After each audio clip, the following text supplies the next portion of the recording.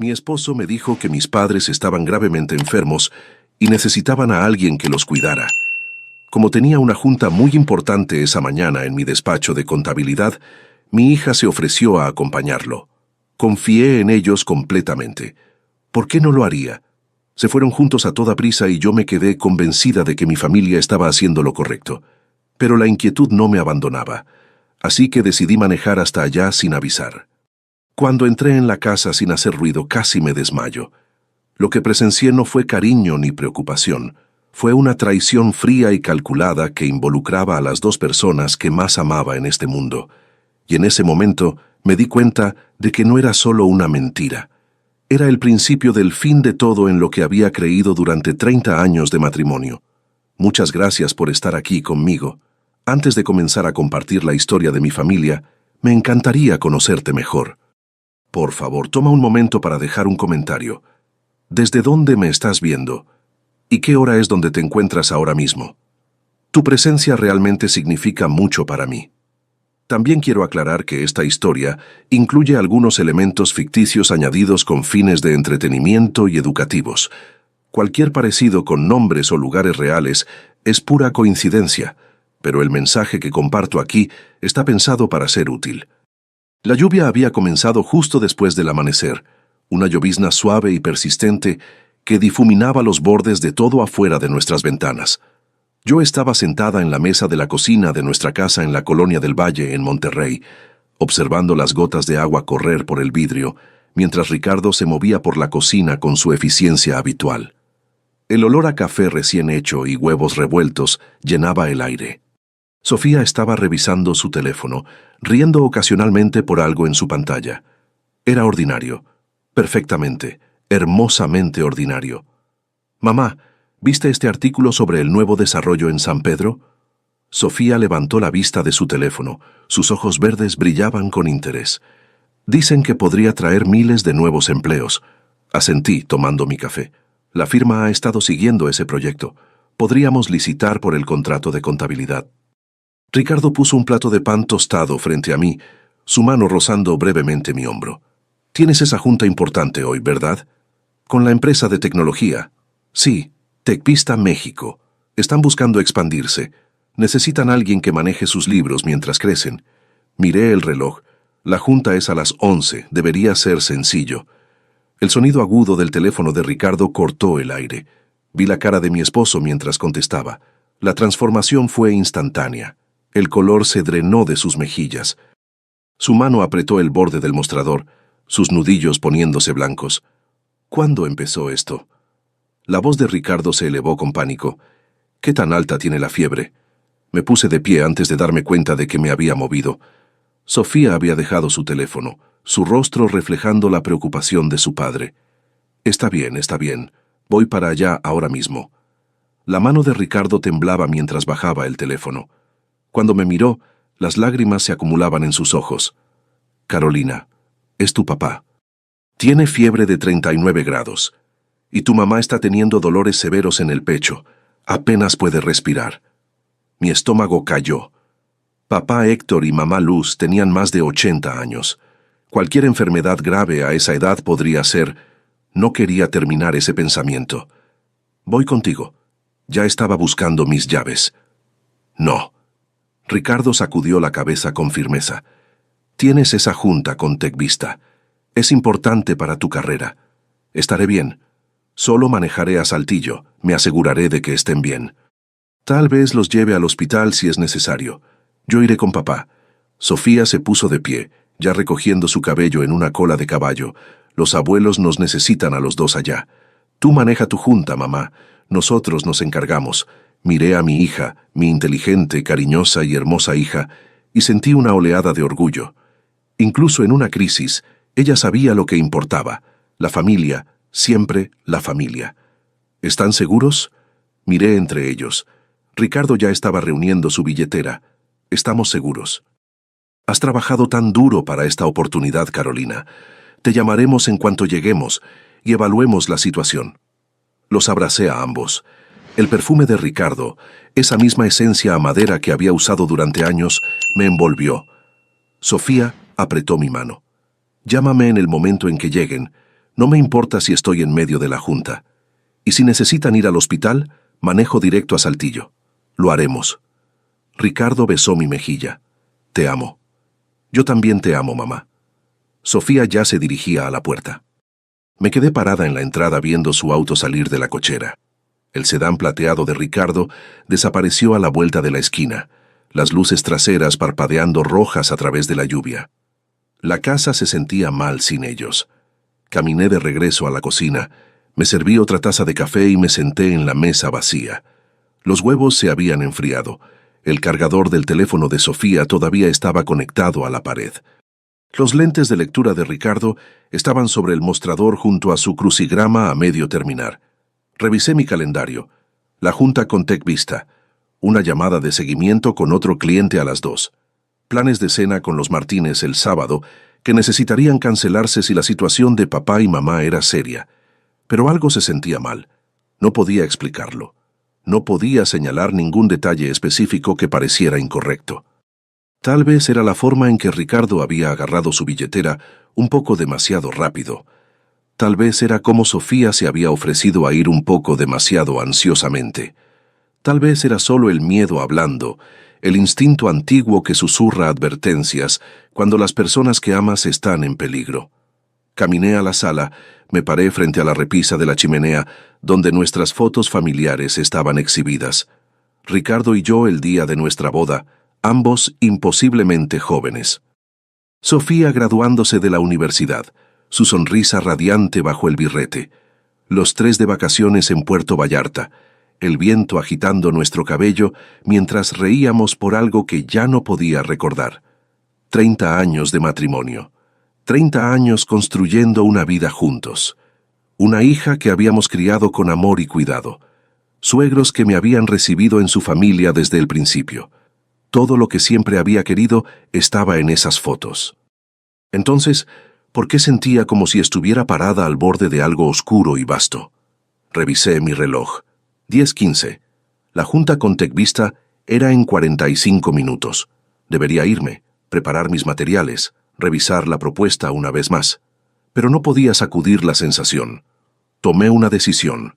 Caminé al closet del pasillo, agarré mi chamarra y tomé las llaves de mi auto.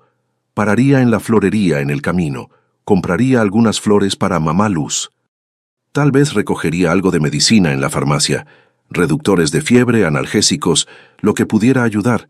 Luego manejaría a Saltillo, revisaría a papá Héctor y mamá Luz yo misma, me aseguraría de que todo estuviera bajo control.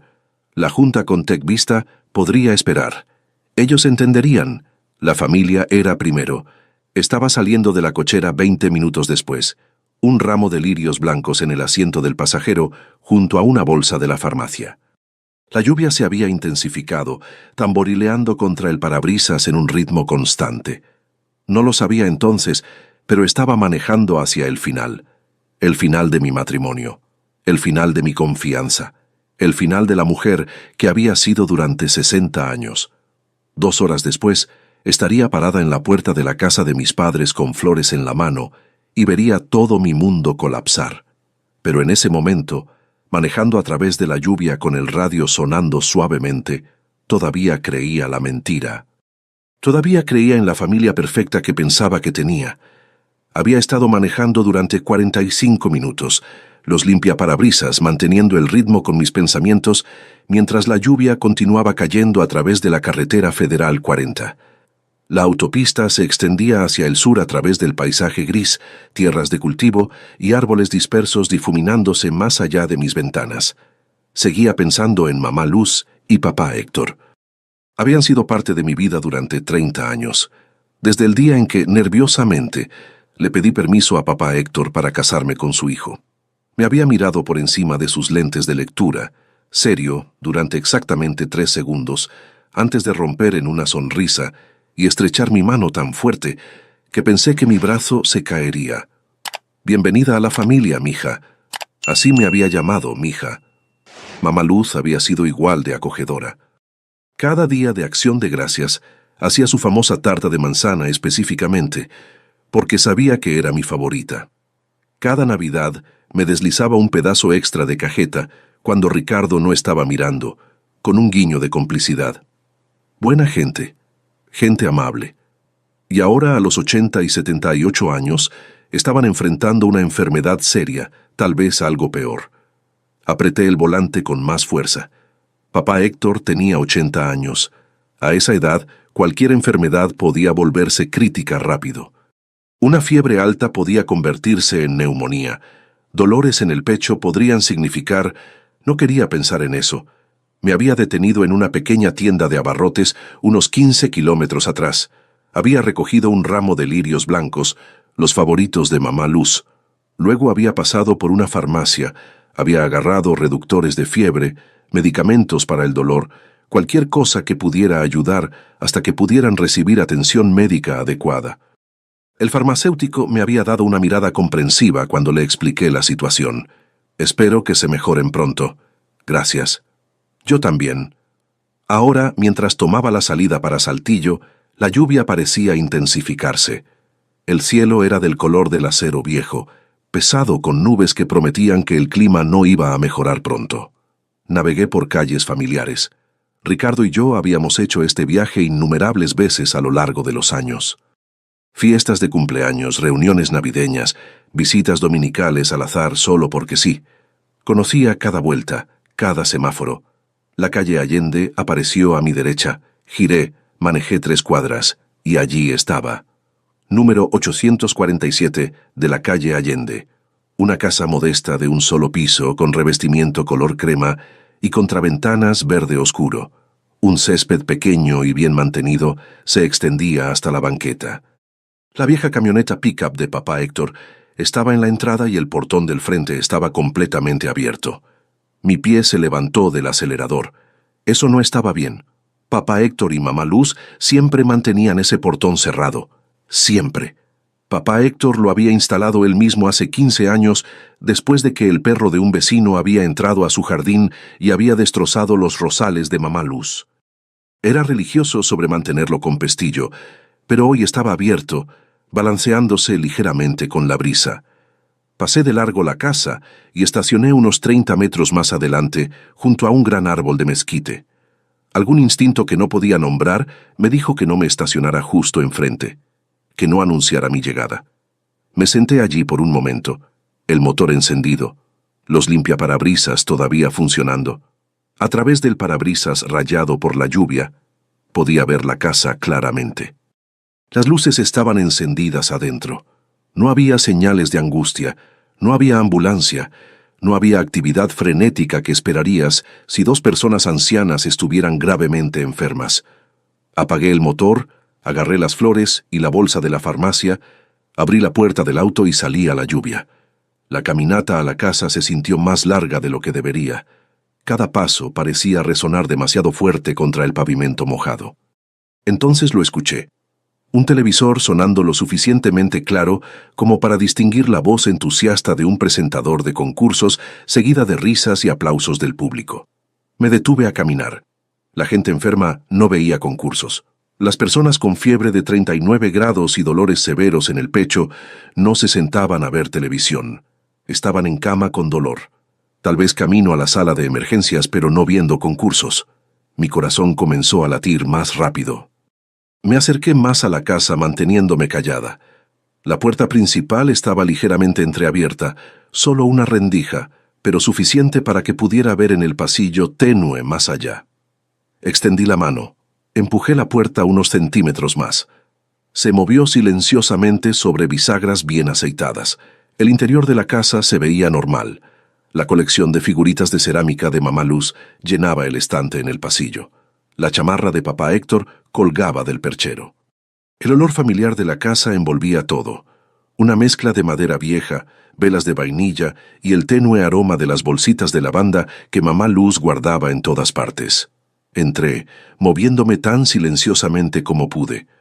Dejé las flores y la bolsa de la farmacia sobre la mesita pequeña cerca de la entrada. Mis manos temblaban ligeramente, aunque no podría haber dicho exactamente por qué. El televisor estaba más fuerte ahora. Podía escucharlo claramente desde lo que sabía era la sala, justo al final del pasillo y a la derecha, y debajo del ruido del televisor podía escuchar voces hablando, no gimiendo de dolor, no gritando por ayuda, solo hablando, normalmente, casualmente. Me moví por el pasillo, mi corazón latiendo tan fuerte que estaba segura de que todos en la casa podían escucharlo. Cada paso se sentía como un trueno, aunque estaba caminando sobre alfombra. La entrada de la sala estaba delante de mí a la derecha. Las voces eran más claras ahora. Una de ellas era el barítono distintivo de papá Héctor, ligeramente ronco con la edad. La otra era el tono más suave de mamá Luz. Llegué a la entrada, miré adentro, y todo mi mundo se inclinó de lado. Mamá Luz estaba sentada en el sofá, un plato de galletas en su regazo, viendo la televisión con obvio disfrute. Llevaba puesto su rebós o morado favorito, el que siempre usaba cuando estaba cómoda y feliz. No había señales de dolores en el pecho, sin dificultad para respirar. Tomó otra galleta, le dio un mordisco y se rió de algo en la pantalla.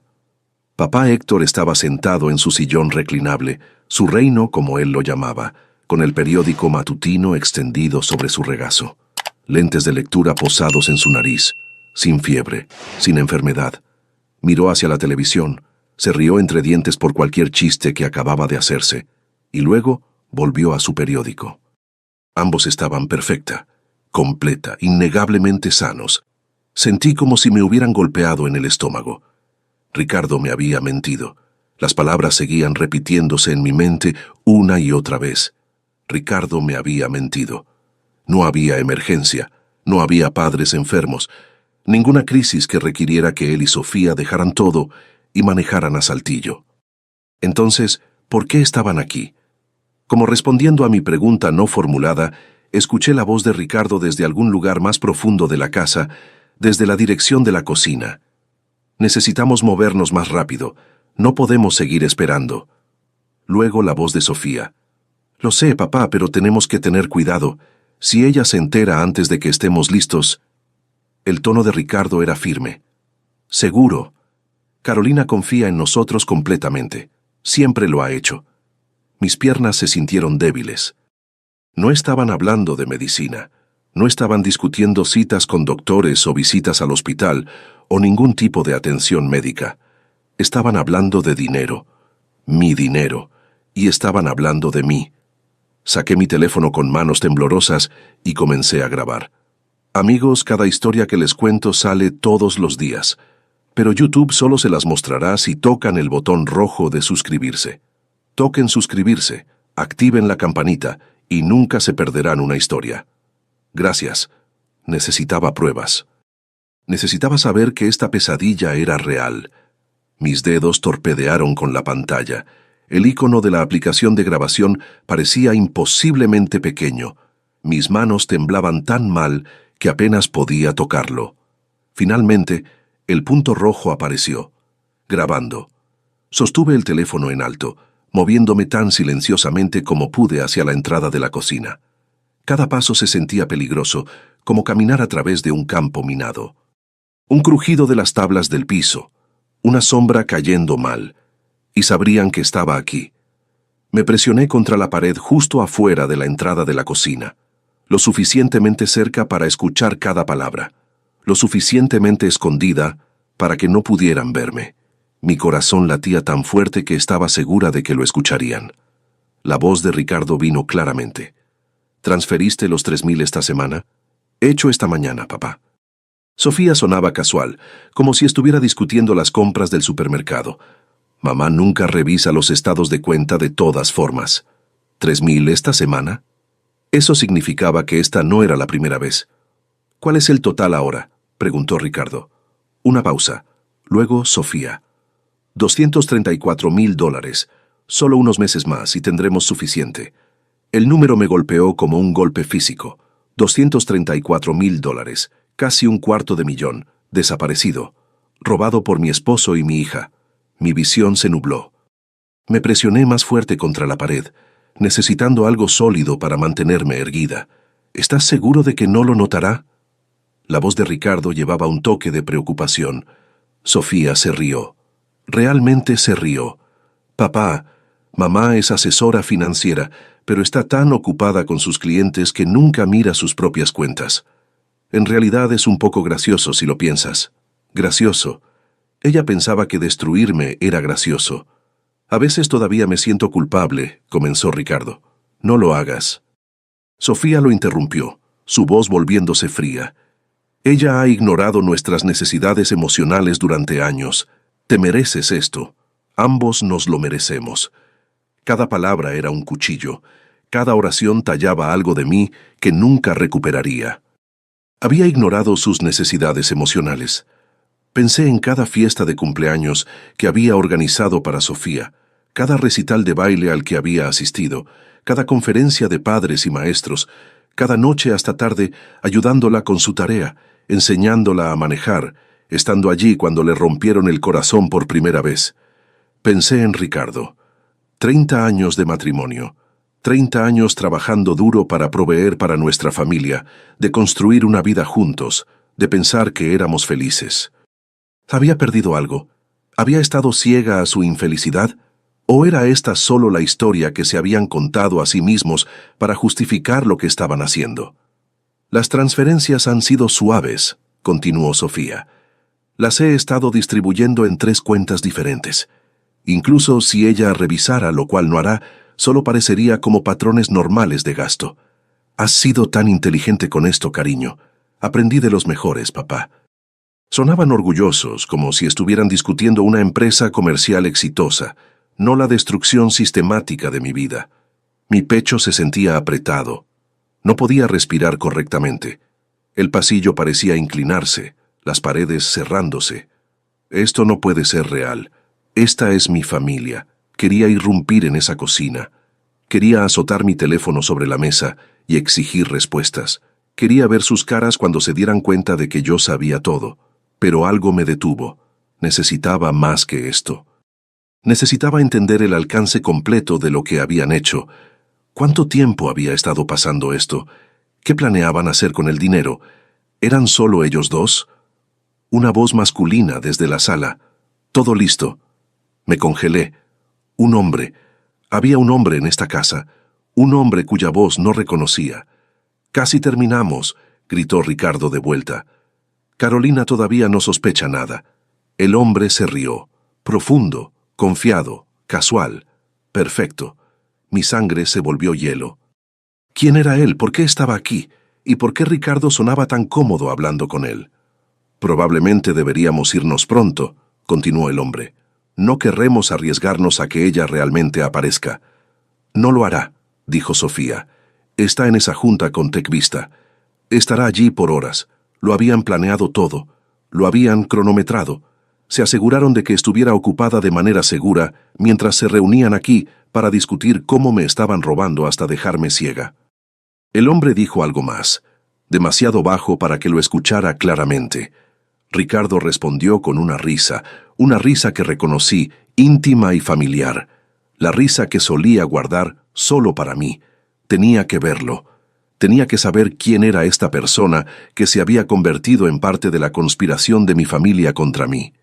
Me moví cuidadosamente hacia la entrada de la sala y miré adentro. Lo que vi hizo que mi sangre se enfriara. Mis manos se estabilizaron en el teléfono que aún grababa mientras me acercaba a donde podía ver en la sala sin ser vista. El ángulo era incómodo, forzándome a inclinarme contra el marco de la puerta, pero tenía una vista clara. Un hombre estaba sentado en el sofá. Principios de los 30, tal vez, complexión atlética, bien vestido, con jeans oscuros y un suéter ajustado. Guapo, de esa manera casual y confiada que probablemente lo hacía acostumbrado a conseguir lo que quería. Estaba sentado cerca de Ricardo, demasiado cerca. Su mano descansaba en el reposabrazos entre ellos, pero sus dedos rozaban el brazo de Ricardo de una manera que hizo que mi estómago se revolviera. Ricardo no se alejó. Se rió de algo que el hombre dijo, su lenguaje corporal relajado, cómodo. ¿Está teniendo una aventura? El pensamiento me golpeó como un mazo. 30 años de matrimonio, y mi esposo estaba teniendo una aventura con un hombre lo suficientemente joven como para ser su hijo. Pero entonces Sofía entró desde la cocina. Llevaba 2 tazas de café, moviéndose con facilidad familiar por el espacio. Le dio una a Ricardo, luego caminó alrededor de la mesa de centro para darle la otra al hombre. «Gracias, preciosa», dijo él, tomando la taza. La palabra preciosa colgó en el aire. El hombre se puso de pie, se movió hacia Sofía. Su mano tocó su brazo, persistiendo, íntima. Sofía le sonrió. Esa misma sonrisa cómoda que solía darle a su novio de preparatoria cuando pensaba que yo no estaba mirando. Espera. Mi mente luchó por procesar lo que estaba viendo. ¿Estaba este hombre involucrado con Ricardo o con Sofía? Observé congelada mientras el hombre se acomodaba de nuevo en el sofá, pero esta vez se posicionó entre ambos.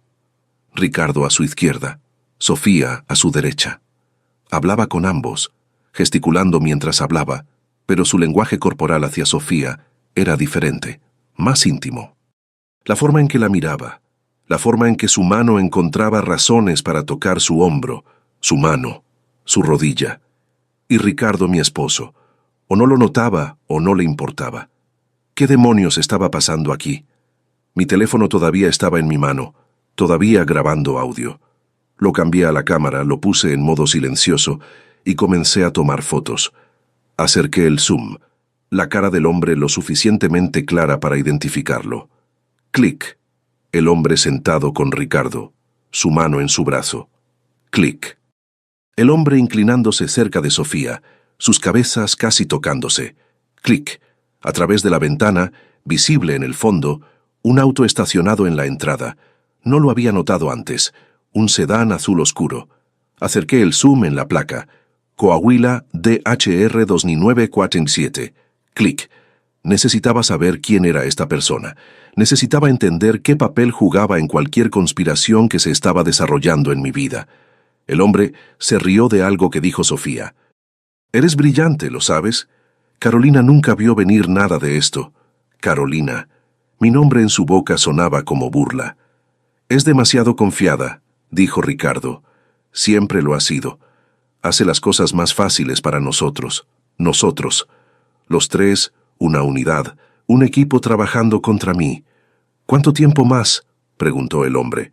«Unos meses más», respondió Sofía. «Entonces podemos hacer el movimiento final». El movimiento final. ¿Qué significaba eso?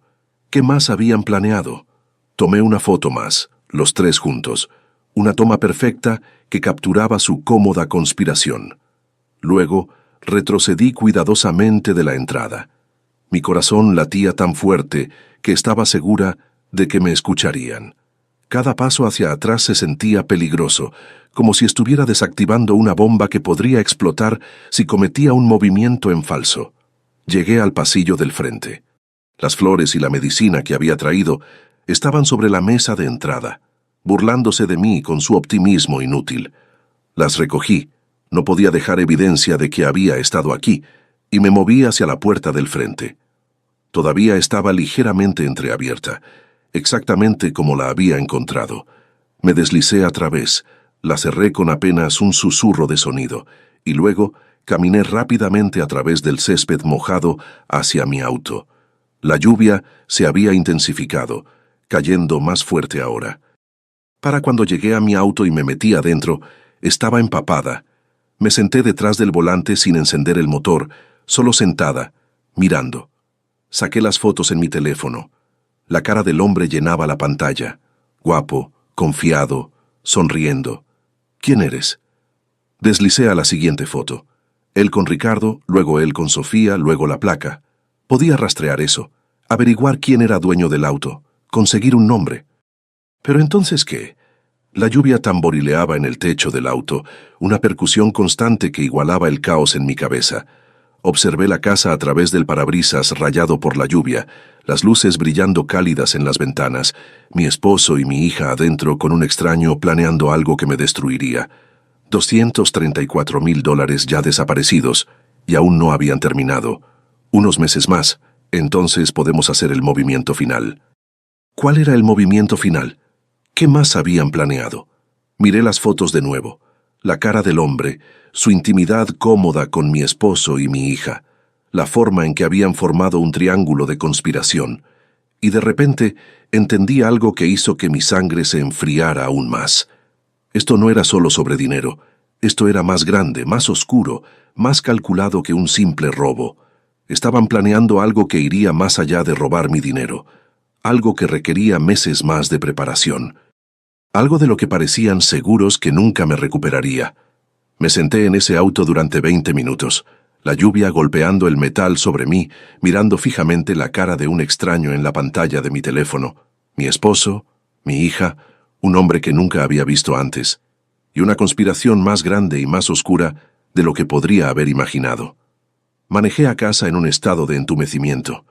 Cuando abrí mi laptop para revisar las cuentas bancarias, mis peores temores se confirmaron. La autopista se extendía interminablemente frente a mí. La lluvia había parado, dejando pavimento mojado que reflejaba el cielo gris. No recordaba el viaje. Mis manos agarraban el volante, mi pie trabajaba los pedales, pero mi mente estaba en otro lugar por completo. La risa de Ricardo, la voz fría de Sofía, esa sonrisa confiada del extraño. $234,000. A las 3:00 estaba llegando a mi cochera. La casa se veía pacífica, ordinaria. Nada había cambiado por fuera. Todo había cambiado por dentro. Abrí la puerta y entré en el silencio. Nadie en casa, solo habitaciones vacías guardando secretos que había sido demasiado ciega para ver. Fui directamente a mi oficina, cerré la puerta y me senté en mi escritorio.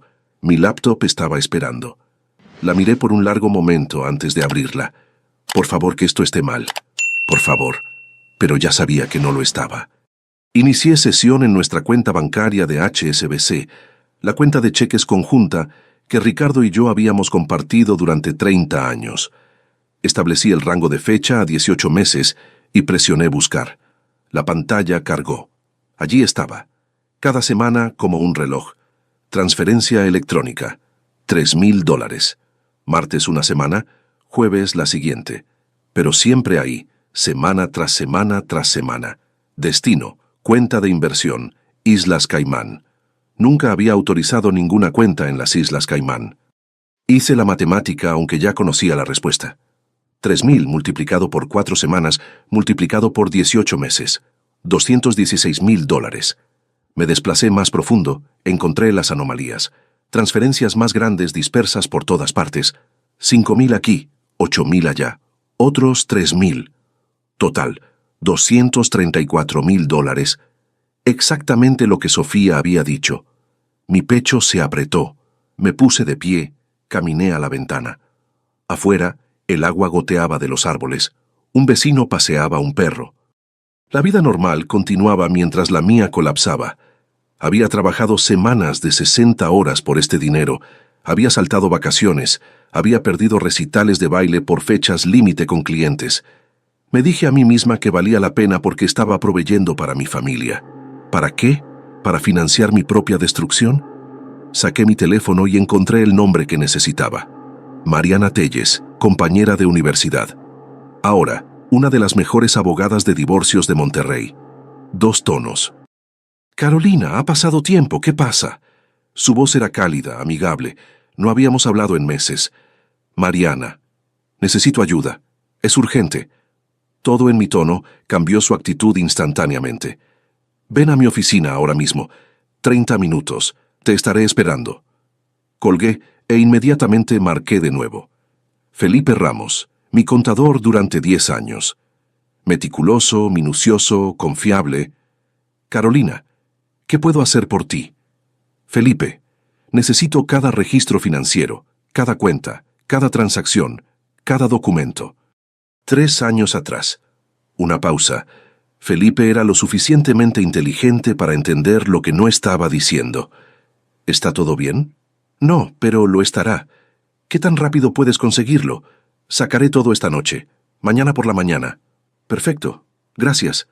Dejé el teléfono y tomé un respiro. Las piezas se estaban moviendo en su lugar. Representación legal, documentación financiera, evidencia. Esto era real. Esto estaba pasando. Miré la pantalla de la computadora de nuevo. Todas esas transferencias marchándose con el trabajo de mi vida. Cada una representaba horas lejos de casa, clientes que había ayudado, confianza que había construido. Había construido una carrera ayudando a la gente a proteger su dinero. Y había estado demasiado ocupada para notar que mi propia familia me estaba robando. Mi teléfono zumbó. Ricardo. Un mensaje de texto. ¿Cómo salió tu junta? Espero que haya ido bien. Te amo. Te amo. Miré esas palabras hasta que no significaron nada. Luego el teléfono sonó. Ricardo llamando. Su foto de contacto me sonreía, del verano pasado en Mazatlán, el atardecer detrás de nosotros, ella diciéndome cuán afortunada se sentía. No podía saber que yo sabía. Todavía no, no hasta que todo estuviera en su lugar. El teléfono sonó una vez, 2 veces, 3 veces. Mi dedo se cernía sobre el botón de respuesta, pero no pude, todavía no. No antes de que entendiera todo, no antes de que tuviera un plan. Lo dejé ir a buzón de voz. La culpa se retorció dentro de mí. 30 años de ser la esposa que siempre contestaba, que siempre estaba ahí. Pero esa esposa había sido una tonta. Esa esposa había confiado mientras la robaban hasta dejarla ciega. Ya no podía ser esa esposa. Otro zumbido. Notificación de buzón de voz. No la escuché. En su lugar agarré mis llaves, mi laptop y los estados de cuenta bancarios impresos. 30 minutos hasta la oficina de Mariana. Necesitaba moverme. Mientras cerraba con llave la puerta del frente, mi teléfono zumbó de nuevo. Ricardo. ¿Todo bien? No contestaste. Escribí de vuelta con manos firmes. Perdón, en el auto. La junta se alargó. Yendo con otro cliente. Hablamos esta noche. Te amo. La mentira vino más fácil de lo esperado. Me subí a mi auto y manejé hacia el centro de Monterrey, hacia la oficina de Mariana, hacia lo que viniera después. Detrás de mí, la casa se quedó vacía, guardando secretos que había sido demasiado ciega para ver. Pero ya no estaba ciega. Si quieren saber cómo termina esta historia y conocer muchas más, denle al botón rojo de suscribirse. Es gratis y me ayuda muchísimo. Gracias. Mariana escuchó la grabación en absoluto silencio. Cuando terminó, me miró con una mezcla de piedad y furia fría. Su oficina ocupaba el piso 20 de un edificio de oficinas en el centro de Monterrey. Paredes de vidrio ofrecían una vista de la ciudad extendiéndose debajo de nosotros. Las luces comenzaban a parpadear a medida que la tarde se acercaba. Muebles modernos, libros de derecho forrando una pared y un escritorio que probablemente costaba más que el auto de la mayoría de la gente. Había manejado aquí en un aturdimiento, la grabación quemando en mi teléfono como evidencia de un crimen que todavía no podía aceptar completamente como real. Mariana había despejado su agenda como lo prometió. Ahora se sentaba frente a mí, su expresión oscureciéndose con cada palabra de la grabación. La voz de Ricardo. ¿Transferiste los 3,000 esta semana? La respuesta de Sofía. Hecho esta mañana, papá. 5 minutos de mi familia discutiendo casualmente cómo me habían robado. Cuando finalmente terminó, el silencio llenó la oficina. Carolina. La voz de Mariana era controlada, profesional, pero podía escuchar la ira debajo. Esto es fraude, malversación, conspiración. Esto no es solo un mal matrimonio. Esto es criminal. Le mostré las fotos siguiente. El hombre en la pantalla de mi teléfono sentado entre mi esposo y mi hija, cómodo y confiado. Necesitamos identificarlo, dijo Mariana inmediatamente. Estoy recomendando que contratemos a una investigadora privada. Verónica Salinas es la mejor en Monterrey, lo que sea necesario. Asintió, ya haciendo notas. Esto es lo que vamos a hacer.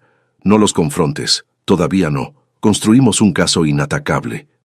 Primero, registros financieros. Vigilancia, evidencia de cada transacción. Si los confrontas ahora, destruirán evidencia. Se conseguirán abogados. Perderemos nuestra ventaja. Entonces, ¿solo finjo? ¿Actúo como si todo fuera normal? Exactamente. Sus ojos encontraron los míos. Sé que es difícil, pero atacamos cuando estemos listas, no antes. El viaje a casa se sintió más largo de lo que debería. Seguía revisando el reloj. Felipe llegaría a las 8:30 con los registros financieros. Para cuando llegué a mi cochera, la oscuridad se había asentado completamente. Me senté en el auto por un momento, reuniéndome. Luego entré. Felipe llegó exactamente a tiempo. En mi oficina en casa, extendió documentos sobre mi escritorio. Una pila gruesa de papeles que representaba 3 años de mi vida financiera. Carolina, necesitas ver esto. Su voz era grave. Me mostró el primer documento. Una hipoteca sobre nuestra casa. $120,000 con fecha de hace un año. Nunca saqué una hipoteca, dije. Alguien lo hizo, mira la firma, miré. Se suponía que era mía, pero la letra estaba ligeramente diferente. Cercana, pero no del todo correcta. Esa no es mi firma. Eso pensé. Felipe sacó otro documento. Y esta, tu póliza de seguro de vida. Hace 6 meses cambiaron al beneficiario. Miré el papel. Donde el nombre de Ricardo debería haber estado, vi el nombre de Sofía en su lugar. Nunca autoricé este cambio. Alguien lo hizo. Alguien con acceso a tu información personal, tu firma, tus cuentas. Mis manos se enfriaron. Están planeando algo peor que robo. Parece ser así. La expresión de Felipe era sombría. Tendré un análisis completo para el fin de semana. Pero Carolina, necesitas tener mucho cuidado. El sonido de la puerta del frente abriéndose nos hizo congelarnos a ambos. Mamá, llegamos a casa. La voz de Sofía, brillante y alegre, resonó por la casa. Miré a Felipe. Rápidamente reunió los documentos, los metió en su maletín. Actúa normal, susurró. Me iré por la puerta de atrás. Tomé un respiro, forcé mi cara a algo que se pareciera a una sonrisa y salí de mi oficina. Sofía estaba parada en el pasillo, su rostro iluminado con lo que parecía genuina felicidad. Se apresuró hacia adelante y me abrazó. Los abuelos están mucho mejor. La abracé de vuelta, sintiendo mi corazón quebrarse. Eso es maravilloso, cariño. Ricardo apareció detrás de ella, cansada pero sonriendo. Besó mi mejilla. Gracias por ser tan comprensiva sobre que nos fuéramos repentinamente. Por supuesto. Solo me alegra que estén bien. Las mentiras venían tan fácilmente ahora. Permíteme pedir pizza. Es tarde para la cena. Perfecto. Ricardo apretó mi mano. Estoy exhausta. 20 minutos después, estábamos sentadas alrededor de la mesa de la cocina, con cajas de pizza abiertas entre nosotras. Una familia normal, teniendo una cena normal. Sofía habló sobre el estrés del trabajo. Ricardo mencionó tal vez visitar a sus padres de nuevo la próxima semana. Asentí, sonreí, hice preguntas, jugué el papel de madre preocupada y esposa devota. Por dentro estaba muriendo. Cada palabra que Sofía hablaba, escuchaba su voz de la grabación. Mamá nunca revisa las cuentas. En realidad es un poco gracioso. Cada vez que Ricardo tocaba mi mano, sentía la mano de ese extraño en su brazo, en la sala de Mamá Luz. Pero sonreí. Me reí de los chistes de Sofía. Besé la frente de Ricardo cuando bostezó y dijo que se iba a la cama temprano. Subiré pronto, le dije. Solo quiero terminar algunos correos de trabajo. Subió. Sofía la siguió poco después, llamando buenas noches desde su cuarto. Me senté sola en la cocina, rodeada de cajas de pizza vacías y los escombros de mi vida. Más tarde, yacía en la cama junto a mi esposo, escuchando su respiración pacífica. Se había quedado dormida fácilmente, sin culpa. Miré el techo, mi mente girando con evidencia y planes. El cambio de beneficiario, las firmas falsificadas, las cuentas ocultas, el hombre misterioso. $234,000 ya desaparecidos. Mañana llamaría a Verónica Salinas. Mañana, la verdadera investigación comenzaría. Durante la siguiente semana, me convertí en una actriz en mi propia vida. Cada sonrisa estaba ensayada. Cada te amo sabía a ceniza. Viernes por la mañana, día 1. Me senté frente a Verónica Salinas en su oficina en el lado este de Monterrey. Espacio modesto, archivadores forrando las paredes, pantallas de computadora mostrando imágenes de vigilancia de otros casos. Profesional, eficiente, exactamente lo que necesitaba. Verónica estaba en sus 50s, de ojos agudos con el tipo de presencia que te hacía sentir como si viera todo lo que estabas tratando de esconder. Cuéntame todo, dijo. Le mostré las fotos, la grabación, el número de placa DHR 2947. Estudió cada pieza de evidencia cuidadosamente tomando notas. Averiguaré quién es, dónde va, con quién está realmente. Necesito todo, sin importar cuánto duela. Tendrás respuestas dentro de una semana. Me miró directamente. Pero, Carolina, prepárate. La verdad rara vez es amable. Ya sabía eso. El viaje a casa se sintió surreal. Estaba a punto de pasar la siguiente semana fingiendo que nada había cambiado mientras una extraña investigaba la traición de mi familia. Ese fin de semana comenzó la tortura. Sábado por la mañana hice desayuno. Ricardo bajó en su bata, besó mi mejilla, me dijo que los huevos estaban perfectos. Sonreí, la besé de vuelta, no probé nada más que mentiras. Sofía se unió a nosotras, alegre y brillante. Mamá, esto es increíble, eres la mejor, haría cualquier cosa por mis niñas. Las palabras vinieron automáticamente, huecas. En el trabajo no podía concentrarme.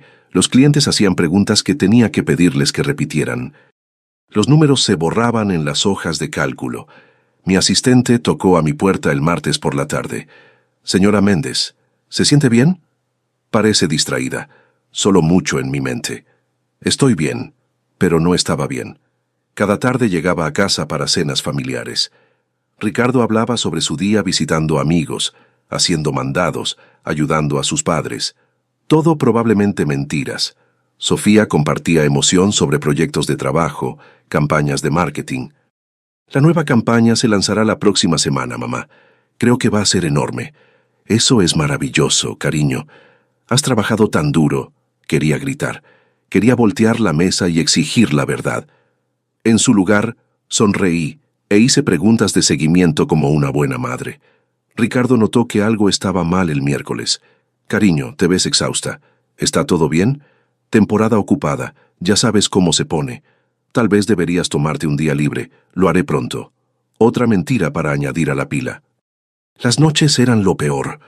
Acostada junto a Ricardo en la oscuridad, escuchando su respiración pacífica mientras mi mente giraba con evidencia y preguntas. Ella dormía fácilmente, sin culpa. Yo miraba el techo hasta el amanecer. El jueves por la noche me derrumbé en mi oficina en casa. Me senté sola en la oscuridad, la cabeza entre las manos. 30 años de matrimonio. Una hija que había criado desde su nacimiento. ¿Algo de eso había sido real? Mi teléfono sonó. Verónica. Carolina, lo he identificado. Mateo Silva, 32 años. Entrenador personal en Gimnasio Olimpia en San Pedro Garza García. Vive en un apartamento de lujo cercano. Mis manos se enfriaron. ¿Está con mi esposo? Todavía estoy confirmando detalles. Dame más tiempo. 2 días después, día 5, llamó de nuevo. Carolina, he estado siguiendo a Mateo durante 5 días y se reúne con Sofía cada día. Cafeterías, su apartamento, restaurantes. Claramente están involucrados. Me sentí enferma. ¿Qué hay de Ricardo? Se ha reunido con Ricardo 2 veces. Ambas veces Sofía estaba presente, pero el lenguaje corporal... Verónica hizo una pausa. No está con Ricardo. Carolina, la intimidad, la forma en que la mira, la toca. Todo está dirigido a Sofía. Las palabras tardaron un momento en aterrizar. ¿Estás diciendo que Mateo es el novio de mi hija, no de mi esposo? Me senté pesadamente. La habitación se inclinó. Sofía era la mente maestra, no Ricardo. Mi hija, mi niña pequeña, estaba manipulando a su propio padre, usándolo, y Ricardo o no lo veía o no le importaba. Recordé los documentos del seguro de vida, el cambio de beneficiario, el nombre de Sofía reemplazando al de Ricardo. Está planeando algo, dije en voz baja. Algo peor que robo. Carolina, hay más. Mi agarre se apretó en el teléfono. ¿Qué? He estado monitoreando la actividad en línea. Sofía ha estado buscando información sobre sustancias que no dejan rastros. Y revisé los registros de mantenimiento de tu auto. Alguien manipuló tu sistema de frenos hace 3 semanas. El mundo se detuvo. ¿Qué estás diciendo? La voz de Verónica era firme, pero grave. Estoy diciendo que tu hija podría estar planeando hacerte daño. 3 días pasaron en un silencio incómodo. Todavía pasaba por las mociones. Trabajo, casa, cenas familiares, pero observaba a Sofía cuidadosamente. Entonces, en el día 10, alguien intentó terminar con mi vida. Miércoles por la tarde, 5:45 de la tarde. Salí de mi edificio de oficinas y caminé al estacionamiento, maletín en mano, mente ocupada con archivos de clientes y el último reporte de Verónica. La lluvia había comenzado de nuevo, la constante compañera de Monterrey. Me subí a mi auto, encendí el motor y me incorporé a la avenida Constitución dirección sur hacia casa. El tráfico era moderado, hora pico, pero no terrible. La lluvia hacía el pavimento resbaladizo, los faros reflejándose en el asfalto mojado. Me mantuve en el carril del medio, control de crucero establecido a 100 kilómetros me eché. 15 minutos en el trayecto, el auto delante de mí frenó repentinamente. Presioné el pedal del freno. No pasó nada. El pedal llegó directo al piso, sin resistencia, sin desaceleración. Mi auto seguía rodando hacia adelante, el impulso llevándome hacia el vehículo detenido adelante. No, no, no, no. Bombeé el freno. Nada. Lo presioné más fuerte. El pedal golpeaba el piso con cada empujón. Inútil. Adelante de mí, barreras de concreto. Detrás de mí, autos acercándose rápido. A mi izquierda, un tráiler avanzando por la autopista. Tiré del volante fuerte a la derecha. El auto se deslizó a través de los carriles. Las llantas chillaron. Un claxon sonó, el tráiler pasándome por centímetros. Sentí el desplazamiento de aire mientras rugía pasando. Más claxones, gritos. Mi auto derrapando de lado a través de 2 carriles. Tiré del freno de emergencia. Lo agarré fuerte y lo sostuve. El auto se sacudió, patiné, pero finalmente comenzó a desacelerar. Lo guié al acotamiento, luchando por control. La grava crujió bajo las llantas. El auto se sacudió, rebotó y se detuvo. Me senté allí, manos trabadas en el volante, corazón martilleando tan fuerte que pensé que mis costillas se quebrarían. La visión se nubló en los bordes. Los autos pasaban zumbando. Algunos tocaron el claxon. La mayoría me ignoraron. Un golpe en mi ventana me hizo saltar. «Señora, ¿está bien?» Un hombre con chamarra, cara preocupada, presionada contra el vidrio. Asentí. No podía hablar. Bajé la ventana. «¿Está bien?» Eso estuvo cerca. Fallaron los frenos. Mi voz sonaba distante. Necesito una grúa. ¿Quiere que llame a alguien?» «Yo me encargo. Gracias». Dudó. Luego caminó de regreso a su auto. Saqué mi teléfono con manos temblorosas y llamé para una grúa. 30 minutos después, mi auto estaba siendo cargado en una plataforma. El conductor recomendó un taller cercano. Viajé con él, todavía temblando. En el taller, un mecánico se arrastró debajo de mi auto mientras yo esperaba en la oficina, bebiendo café terrible y tratando de detener el temblor de mis manos. Pasaron 20 minutos. El mecánico emergió, limpiando sus manos en un trapo. Su expresión era grave. «Señora Méndez, sus líneas de freno fueron cortadas deliberadamente». La taza de café se detuvo a medio camino a mi boca. ¿Qué? Alguien manipuló su vehículo. Mire, sacó fotos en su teléfono. Estos son cortes limpios, no desgaste. Alguien quería que sus frenos fallaran. Miré las imágenes, cortes limpios a través de las líneas de freno, precisos, intencionales. Esto es sabotaje, señora, necesita reportarlo a la policía. Llamé desde el taller. Un oficial llegó dentro de la hora, tomó mi declaración, fotografió las líneas de freno y llenó un reporte. ¿Tiene alguna idea de quién pudo haber hecho esto?, preguntó. Bolígrafo listo sobre su libreta. Pensé en Sofía, en los descubrimientos de Verónica, en la manipulación de los frenos 3 semanas atrás que finalmente se había manifestado hoy. No, mentí. ¿Alguna cámara de seguridad en su casa? No. Me di cuenta de cuán vulnerable era. Sin cámaras, sin protección, viviendo con alguien que quería verme muerta. Tenga cuidado, señora Méndez. Quien sea que hizo esto, tenían la intención de que usted tuviera un accidente. Me dio un número de caso y se fue. A las 8:30 estaba en un Uber camino a casa. Mi auto estaría en el taller por días. Tendría que rentar algo mañana.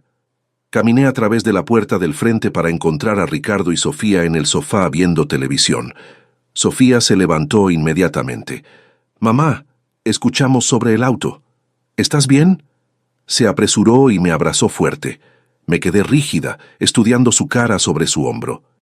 ¿Era esa genuina preocupación, o estaba decepcionada de que todavía estuviera viva? ¿Qué pasó? Ricardo se puso de pie, cara preocupada. «Falla en los frenos. Estoy bien. Solo asustada». Dios mío, Carolina. La mano de Ricardo voló a su boca. Pudiste haber muerto. Mamá, eso es aterrador. Sofía se alejó mirándome con ojos grandes. Pudiste haber muerto. Encontré su mirada directamente. Lo sé, cariño. Detrás de esos ojos preocupados, ¿qué estaba realmente pensando? Había esperado que no llegara a casa esta noche. Había estado esperando una llamada de la policía diciéndole que yo estaba muerta. Solo me alegra que estés a salvo. Ricardo me abrazó. Eso es todo lo que importa. Devolví el abrazo mecánicamente. ¿A salvo? No estaba a salvo. No en esta casa, no con esta gente. Comimos una cena tarde. Se preocuparon por mí, hicieron preguntas, expresaron alivio y preocupación en todos los lugares correctos. Observé a Sofía cuidadosamente. Cada expresión, cada palabra, buscando grietas en la actuación. Pero era buena, muy buena. Esa noche, yací en la cama mirando el techo. Ricardo dormía pacíficamente a mi lado. La casa se asentaba alrededor de nosotras. Tablas crujientes, tuberías gimiendo, el zumbido del refrigerador abajo. Cada sonido me hacía dar un brinco. En algún lugar de esta casa, la persona que había intentado matarme estaba durmiendo profundamente. A las 12:00 de la mañana ya no pude soportarlo más. Agarré mi teléfono y fui al baño. Cerré la puerta y llamé a Verónica. Contestó al segundo timbre. «Carolina, necesitamos movernos más rápido», susurré, antes de que lo intente de nuevo. Y eso fue exactamente lo que hicimos. 3 días después, Verónica llamó con información que hacía todo más claro e infinitamente más oscuro. Domingo por la mañana, una semana antes de que todo terminara, me senté frente a Mariana en una cafetería tranquila. Verónica deslizó una carpeta gruesa sobre la mesa. Mateo Silva. Esto es lo que encontré. La abrí. Tenía todo. Fotos de vigilancia, registros financieros, prueba de que Sofía había estado financiando el estilo de vida de lujo de Mateo con mi dinero robado. Y más. Verónica se inclinó hacia adelante. «Carolina, Mateo está casado. Tiene una esposa, Lucía, y un hijo de 5 años llamado Diego. Viven en Saltillo. Mi sangre se volvió hielo. Sofía no lo sabe, ¿verdad? No tiene idea». Verónica sacudió la cabeza. «Mateo ha estado jugando con todos ustedes. En ese momento, supe exactamente qué hacer. Una semana después organizamos una cena familiar. Ricardo, Sofía, Mateo y yo, y una invitada sorpresa que Mateo nunca vio venir. Cuando Lucía caminó a través de esa puerta sosteniendo a Diego, la cara de Mateo se volvió blanca como el papel. Cuando la policía entró minutos después con órdenes de arresto, Sofía gritó. Cuando le mostré toda la evidencia a Ricardo, él colapsó en lágrimas. Pero yo me mantuve firme. Había sobrevivido el intento de asesinato. Había reunido la evidencia. Había protegido lo que era mío. Y cuando el juez sentenció a Sofía a 8 años de prisión y a Mateo a 12, sentí algo que no había sentido en meses. Paz. Si te gustó esta historia, haz clic en suscríbete y cuéntame en los comentarios qué parte te impresionó más. ¿Sofía merecía perdón? Dime sí o no abajo. Mañana hay más historias. Nos vemos allí. Esta narrativa tiene como único propósito inspirar reflexión sobre las relaciones familiares, la importancia de la honestidad emocional, el perdón y el valor del tiempo. No debe interpretarse como consejo médico, psicológico o de ningún otro tipo profesional. Si estás enfrentando una enfermedad grave, conflictos familiares o situaciones emocionales difíciles, busca el apoyo de profesionales cualificados como médicos, terapeutas o consejeros. Este contenido es apto para todo público y cumple con las directrices de contenido familiar de YouTube.